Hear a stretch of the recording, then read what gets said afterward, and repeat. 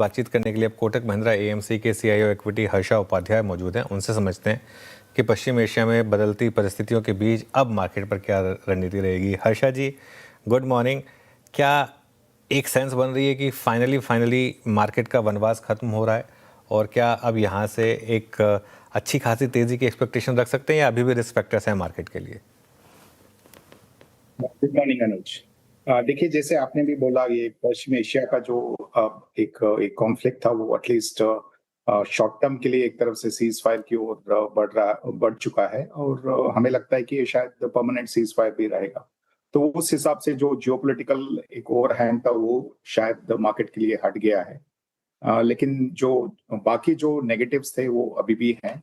तो इसलिए ऐसा नहीं है कि एक जोरदार तेजी का माहौल है, लेकिन यहाँ पे जो जो एक बड़ा ओवरहैंग था वो निकल गया है। तो हमारे हिसाब से शायद मार्केट का बॉटम जो हमने देखा था वो शायद होल्ड करना चाहिए। मार्केट का बॉटम शायद होल्ड करना चाहिए।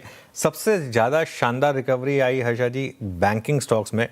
बैंक निफ्टी में 50,000 के लो से अब करीब 58,000 पर हम आ चुके हैं। 15-16% की रैली हो चुकी है लोअर लेवल से। क्या आपको लगता है कि बैंकिंग की लीडरशिप रहेगी इस मार्केट में रिकवरी के लिए? जी बिल्कुल। देखिए, कुछ जो नेगेटिव्स थे बैंक्स के लिए, पहली बात तो ये था कि डिपॉजिट साइड में मोबिलाइज करना बहुत मुश्किल था और रेट्स भी बढ़ चुके थे। वो एक तरफ से कंस्ट्रेंट बन गया था ग्रोथ के लिए। अभी अब अगर आप देखते हैं तो एफसीएनआरबी के वजह से काफी सारे बैंक्स के लिए डिपॉजिट्स अच्छे खासे मोबिलाइज हो जाएंगे।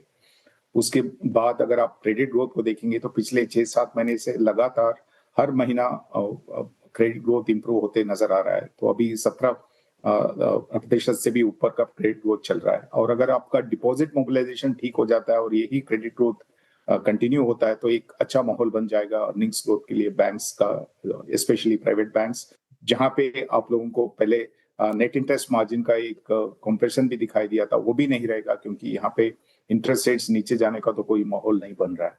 तो ओवरऑल हमें लगता है कि बाकी सेगमेंट्स अच्छे ही कर रहे थे बैंकिंग के अंदर। प्राइवेट बैंक्स एक थोड़े से निराशाजनक परफॉर्मेंस दे रहे थे, वहां पे भी एक तरफ से टेलविंड आ चुका है और यहाँ से overall banking and financial sector definitely अच्छा करना चाहिए।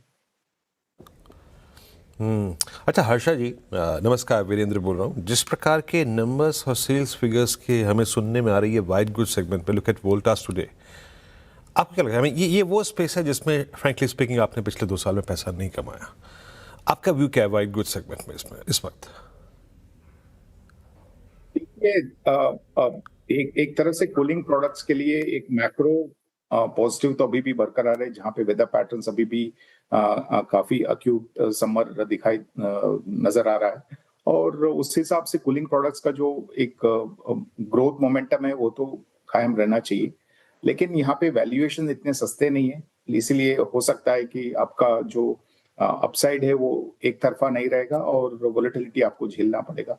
लेकिन अगर आप कंज्यूमर ड्यूरेबल्स में संपर्क हमसे फिर स्थापित हो गया है। हर्षा जी, आपका एक सेंस मेरे को कूलिंग स्टॉक्स में मिल चुका था वाइट गुड्स सेगमेंट में। मेरा अगला प्रश्न था होटल्स पे, मुझे पूछने वाला था। आपने वो सोशल मीडिया पर, इंस्टाग्राम पे रील्स बहुत देखी होंगी, कैसे पहाड़ों पे जमावड़ा था यात्रियों का, है ना? 10-10 किलोमीटर 20-20 किलोमीटर वाले लंबे जाम।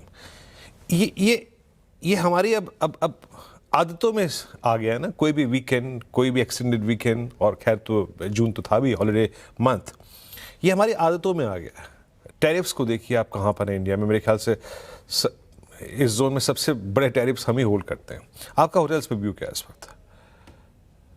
देखिए, होटल्स का पूरे सेक्टर में एक अच्छा खासा कंसोलिडेशन पिछले कुछ क्वार्टर्स में हो चुका है। और जैसे आप भी बता रहे हैं कि यहाँ पे एवरेज रूम रेंट पे या ऑक्यूपेंसी पे कोई फर्क ज्यादा पड़ा नहीं है। जरूर वेस्ट एशिया के कॉन्फ्लिक्ट चलते हुए थोड़ा बहुत डिमांड मोमेंटम थोड़ा पीछे हट गया था, लेकिन फिर वापस आते हुए नजर आ रहा है। और हमें लगता है कि यहाँ पे अगर आपको medium to long term positioning बनाना है तो एक अच्छा कंसोलिडेशन भी हो चुका है। तो ओवरऑल व्यू यहाँ पे एक तरफ से पॉजिटिव बायस ही रहेगा। ओवरऑल पॉजिटिव बायस ही रहेगा। हर्षा जी, आईटी एक ज़बरदस्त बेयर मार्केट में इस समय, एज अ फंड मैनेजर अब आप क्या व्यू ले रहे हैं? क्या इन लेवल्स पर कुछ वैल्यू कॉल ली जा रही है यहाँ पर, या अभी के लिए अवॉइड है जब तक क्लैरिटी ना आए कि एआई किस करवट बैठेगा और क्या इम्पैक्ट आएगा आगे जाते हुए?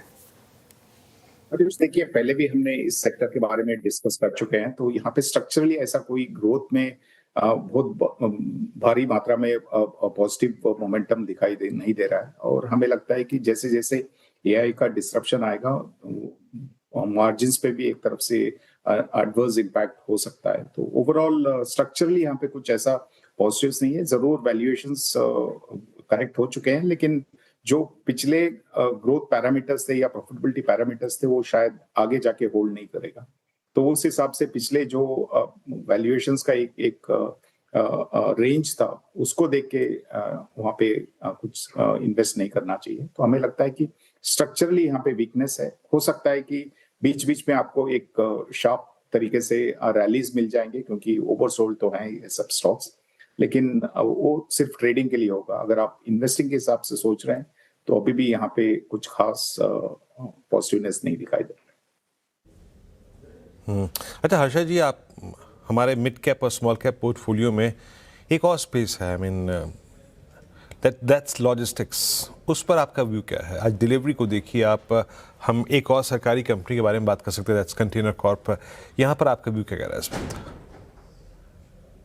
देखिए, ये बहुत बड़ा सेक्टर नहीं है और कुछ टॉप डाउन व्यू नहीं है इस सेक्टर के बारे में, लेकिन स्टॉक स्पेसिफिक व्यू लेंगे हम, जहाँ पे भी हमें लगता है कि वैल्यूएशंस एक तरफ से ग्रोथ पैरामीटर से कंपैरिजन में ठीक ठाक है, वहाँ पे हम पोजीशन लेंगे। जरूर इंडिया एक ऐसा मार्केट है जहाँ पे लॉजिस्टिक्स का पेनिट्रेशन तो बहुत ही कम है आज के दिन में भी, और काफी हद तक आगे इसमें ग्रोथ आ सकता है। तो ग्रोथ का कोई इश्यू नहीं है, लेकिन हर एक स्टॉक स्पेसिफिक हिसाब से हमें वैल्यूएशंस देख के यहाँ पे आगे बढ़ना चाहिए। ओके, अच्छा, एक जो एनर्जी प्ले है उसे अब आप कैसे अप्रोच कर रहे हैं? क्योंकि वो युद्ध शुरू होने के बाद काफ़ी हमने देखा रिन्यूएबल एनर्जी स्टॉक्स में काफ़ी शानदार मोमेंटम आया। अब तेल वापस 80 के नीचे आ गया, लेकिन ओवरऑल इस पूरी बास्केट में अप्रोच क्या रखेंगे आप? अनुज, देखिए, रिन्यूएबल्स पे तो हमारा व्यू पॉजिटिव ही है, और हमारा काफी कुछ पोजीशनिंग उस सेक्टर पे है। और हमें लगता है कि अगर आप ऑयल एंड गैस सेक्टर को देखेंगे, यहाँ पे अपस्ट्रीम कंपनीज में शायद कोई ट्रिगर नहीं है। उस हिसाब से एक्सप्लोरेशन कंपनीज में पोजीशन बनाने का कोई मतलब नहीं है आज के दिन में। ऑयल मार्केटिंग कंपनीज का जो प्रॉफिटेबिलिटी है, वो नियर टर्म में तो इम्पैक्ट हुआ ही है, लेकिन अगर आप क्रूड ऑयल प्राइस मूवमेंट देखेंगे, तो लग रहा है कि यहाँ से नरम होने का अनुमान लगा सकते हैं। तो उस हिसाब से अगर आप थोड़ा सा पेशेंस रख सकते हैं, तो शायद ऑयल मार्केटिंग कंपनीज में आपका कुछ वेल्थ क्रिएट हो सकता है। लेकिन overall between oil and gas और रिन्यूएबल्स में ज्यादा अच्छे मौके शायद वेल्थ क्रिएशन के लिए मिलेंगे।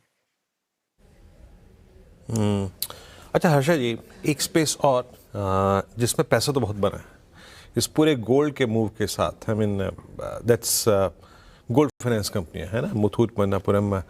मैं कल इनफैक्ट एक जेपी मॉर्गन की रिपोर्ट का भी पढ़ रहा था, जिसमें वो फर्दर, आई मीन 2026 के एंड तक 27 में एक गोल्ड में बड़े मूव की एक्सपेक्टेशन रखते हैं। इस स्पेस में जो डिप आया है गोल्ड फाइनेंस कंपनियों में, उसको कैसे रीड कर रहे हैं आप? क्या फिर इस डिप का इस्तेमाल करना चाहिए क्या इनको लेने के लिए? देखिए, गोल्ड प्राइसेस में जो एक तरफ से गिरावट आया रिसेंट टाइम्स में, उसके हिसाब से गोल्ड फाइनेंस कंपनीज में सेंटिमेंट्स नेगेटिव हो चुके थे। लेकिन ऐसा तो नहीं है कि 10-15% का जो डिक्लाइन है, उसके वजह से लोन बुक पे कोई असर पड़ेगा। तो अच्छा खासा क्वेश्चन है वहां पे। जैसे आपने देखा भी होगा, गोल्ड प्राइसेस काफी बढ़ चुके थे, इसलिए वहां पे लोन का जो वैल्यू है वो अच्छे से कवर होता है गोल्ड सिक्योरिटी से। तो हमें नहीं लगता है कि कोई एसेट क्वालिटी के इशू में यहाँ पे कोई नेगेटिव इम्पैक्ट है, और ओवरऑल ग्रोथ मोमेंटम तो ठीक ठाक ही रहना चाहिए। तो हमें लगता है कि जो करेक्शन हुआ है, वो एक अच्छा मौका है medium to long term investors के लिए गोल्ड फाइनेंस कंपनीज में। ओके हर्षा जी, बहुत बहुत शुक्रिया आज हमारे साथ जुड़ने के लिए और अपना व्यू रखने के लिए सामने। आगे